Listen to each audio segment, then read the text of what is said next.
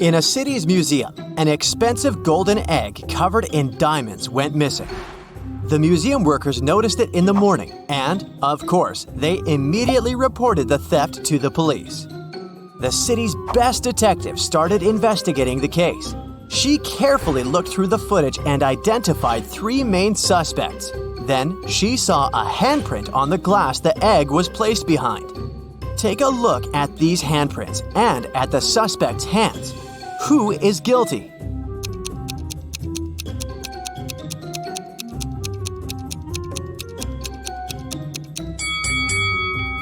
It's this person right here.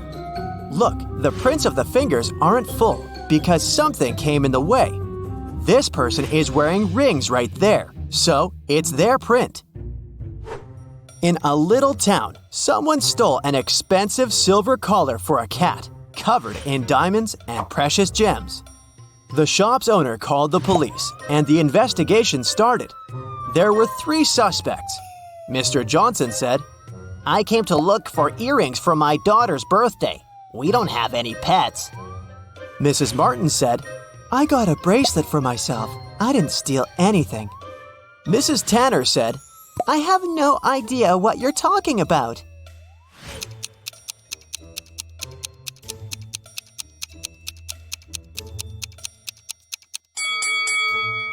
The thief is Mr. Johnson. There are cat footprints in his garden, so the family obviously has a pet. There was a robber in the city, and no one could catch him for several months. After another incident, the police saw the robber entering a hospital. They walked in and ran into 2 doctors.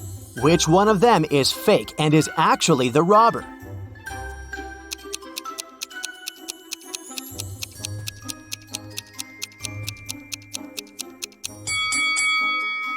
It's this guy, the one who's wearing headphones instead of the stethoscope. Mrs. Stevens went on a 3-month vacation, but had her workers coming regularly to maintain the house. When she returned, she realized that one of the workers was skipping quite a bit of work once in a while, going on an unplanned vacation themselves. Who was it? A gardener who takes care of the outside garden, a housekeeper who takes care of everything in the house, or a painter who is coming to paint her house.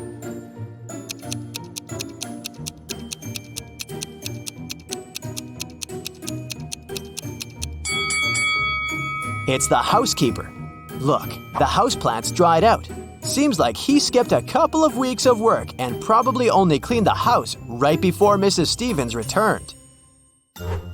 Do you think you can figure out who the bride of this man is?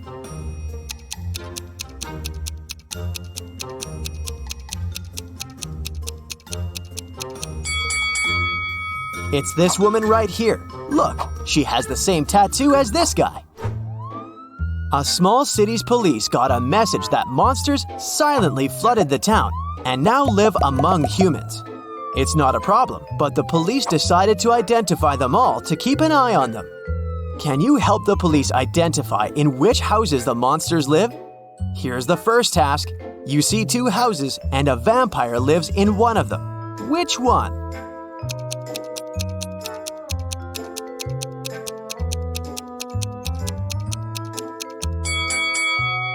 It must be this house, the dark one where the blinds are closed on all the windows. Vampires don't like sunlight.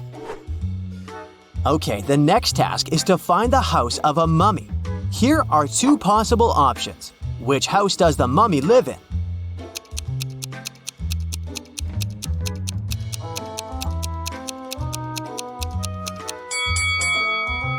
This one. Look, there are bandages around the house.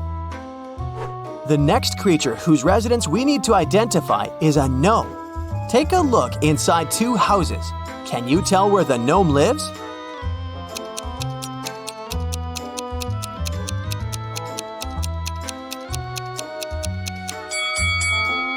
Probably in this house.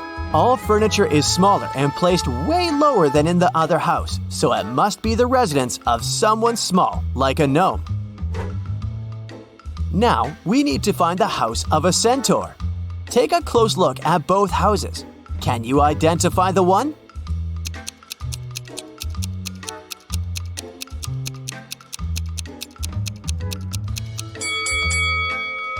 this one right here. See, there are horse prints on the pathways to the house. The last one. A real witch lives in one of these houses. Can you tell where you're most likely to be bewitched?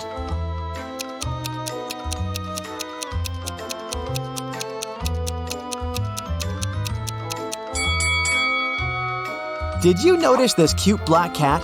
That's a famous witch sidekick, so my bet is on this house. On a cold January night, Delaney was found unconscious in the cloakroom when her best friend Jane came looking for her. She was at a house party with a bunch of college students. The police interrogated several students, asking where they were around the time of the accident. Allison said, "I was upstairs all the time, dancing with my friends." Liam said, "I went to a kiosk to pick up some candy for my girlfriend. There were only drinks and chips." Oliver said, I was talking to a girl. She seems to like me. Who should have been taken to the police station?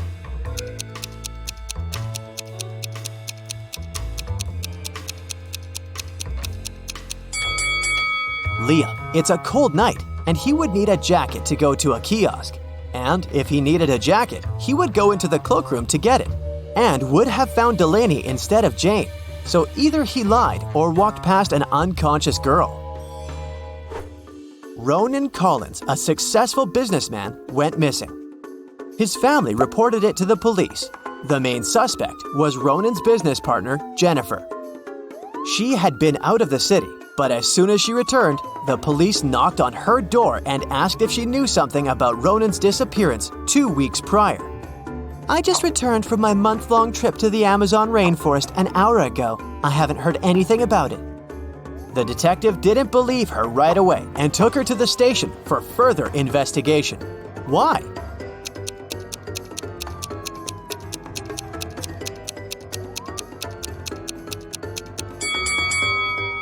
From the photos, we can clearly see that Jennifer dyes her hair. She says that she just returned from her trip, which was a whole month long. But her hair is perfectly dyed. Some roots would grow out. So, she's lying at least about something. Esme was having a walk in a forest and got lost. But she found the house of a witch, walked in, petted her black cat, and asked the witch to take her home. The witch was busy operating on a frog, a rat, and a crow. She was using magical healing gloves, but she only had 2 pairs, so she needed Esme's help to figure it out, and then she'd take her home. How can she operate on all 3 animals with the 2 pairs of magical gloves, but remain sanitary?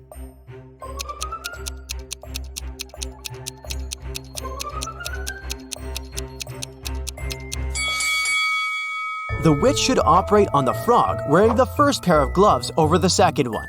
Then, she should operate on the rat using just the second pair.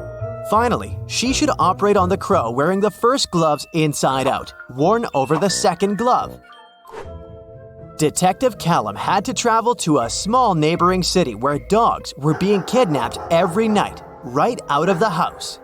There were already 4 of them missing, and all of them were living on the same street.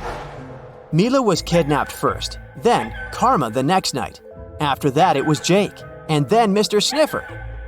There were just 3 dogs left that lived on the street. Can you figure out which dog is going to be the next target?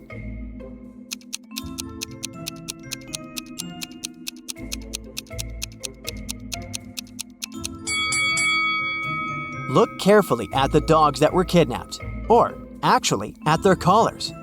The first dog that was kidnapped has a red collar. Karma has an orange collar. Then Jake was wearing a yellow one, and Mr. Sniffers owned a green one. Seems like they're being kidnapped in order of rainbow colors. So, the next target should be this dog, the one wearing the blue collar. Mason called the police, reporting that his metal safe box with his savings was stolen. He walked into his bedroom right in time to spot the robber throwing the safe out of the window and disappearing in the window right after. So, Mason wanted the robber caught, or his insurance to pay him the money he had lost. The detective came to investigate. "Did you touch anything in the room after the incident?" he asked. No, I came straight to you. "Then there was no robber." The detective concluded. Why?